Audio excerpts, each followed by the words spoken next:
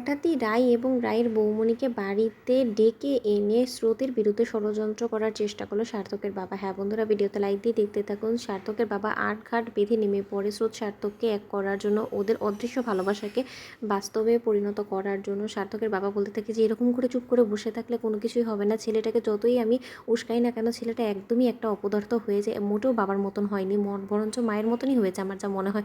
কিন্তু এখন তো মাকে দোষারোপ করেও লাভ নেই, এখন যা করার আমাকেই করতে হবে। ওদিকে সার্থকের বাবা হঠাৎ করেই রাইকে ফোন করে অফিসে বলতে থাকে যে রাই, তোমার সাথে আমার কিছু জরুরি কথা আছে, আর এই কথাটা এমনি ফোনে বলা যাবে না, তো তুমি যদি একদিন সময় করে একটু আমার বাড়িতে আসতে পারো তাহলে আমার খুব ভালো লাগতো। তখন এই কথা বলা মাত্র রাই বলতে থাকে যে আঙ্কেল, কোনো জরুরি কোনো কিছু, তাহলে আমি না হয় আজ সন্ধেবেলায় আসছি। তখন এই কথা বলা মাত্র সার্থকের বাবা বলতে থাকে যে না, জরুরি সেরকম কোনো কিছু নেই, আসলে তোমাকে এবং তোমার বৌমণিকে আমি নেমন্তন্ন করতে যাচ্ছিলাম আমার বাড়িতে, আসলে স্রোতকে নিয়ে কিছু জরুরি কথা বলার আছে। তখন এই কথা বলা মাত্র রাই বলতে থাকে ঠিক আছে আঙ্কেল, স্রোত কি কোনো কিছু করেছেন, মানে ও তো ছোটো মানুষ, ও অন্যায় করতেই পারে, আপনি প্লিজ ক্ষমাসুন্দর দৃষ্টিতে দেখবেন। তখন এই কথা বলা মাত্র সার্থকের বাবা বলতে থাকে যে ক্ষমা ওকে কী করবো, ক্ষমা তো এবার আমি কাউকেই করতে পারছি না, না স্রোতকে না সার্থককে, এবার যা করার আমাকেই করতে হবে, তার জন্য আসলে আমার তোমাদের সহায়তার প্রয়োজন। তখন এই কথা বলা মাত্র সার্থকের বাবা বলতে থাকে তাহলে না পরশু দিনই দেখা হওয়া মাত্রই সব কিছুই না খোলাখুলিভাবে বলবো। তখন এই কথা বলা মাত্র রাই যখন বাড়ি ফিরে স্রোতের বৌমণিকে বলতে থাকে যে বৌমণি কেন জানি না আঙ্কাল হঠাৎ করেই খুব বেশি জোর করে আমাদেরকে নেমন্তন্ন করলো পরশুদিন ওনার বাড়িতে যাওয়ার জন্য, এখন কী হয়েছে কিছুই বুঝতে পারছি না, জানো তো আমার গা হাত পা ঠান্ডা হয়ে আসছে। আচ্ছা স্রোত কি কোনো ভুল করে ফেললো বলো তো?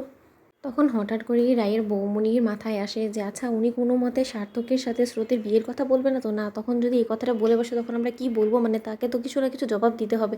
তখন রায় বলতে থাকে না না বৌমণি, সে যেভাবে আমাকে কথাগুলো বলছিল বেশ সিরিয়াস ম্যাটার বলে মনে হচ্ছে, আমার মনে হয় না যে সে স্রোত সার্থকের বিয়ে নিয়ে কোনো রকম কোনো কথা বলবে। অন্যদিকে সার্থকের বাবা অনেক কায়দা করে মিথ্যে ভুলভাল বুঝিয়ে সার্থককে বাড়ি থেকে দূর দূর করে তাড়িয়ে দেয়। ওদিকে সার্থক বলতে থাকে যে আচ্ছা বাবা তোমার কী হয়েছে বলো তো, সেই থেকে তুমি শুরু করেছো যে আমি আজকে কোনো মতে বাড়িতে নাকি থাকতে পারবো না।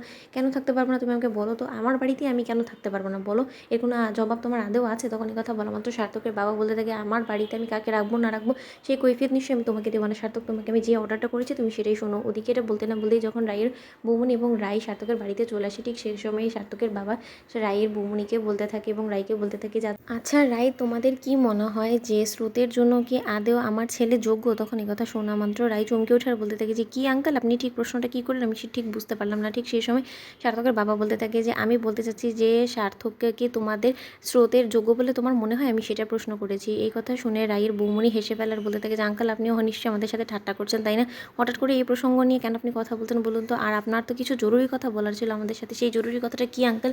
আমরা যদি শুনতাম তাহলে হয়তো আমাদের একটু অস্থিরতাটা একটু কমতো, কারণ আমরা সেই শুনেছি পর থেকে আমাদের মধ্যে থেকে অস্থিরতাটা কোনো মতেই কাটছে না, বড্ড বেশি টেনশন হচ্ছে। তো বন্ধুরা ভিডিওটি ভালো লাগলে লাইক এবং সাবস্ক্রাইব করতে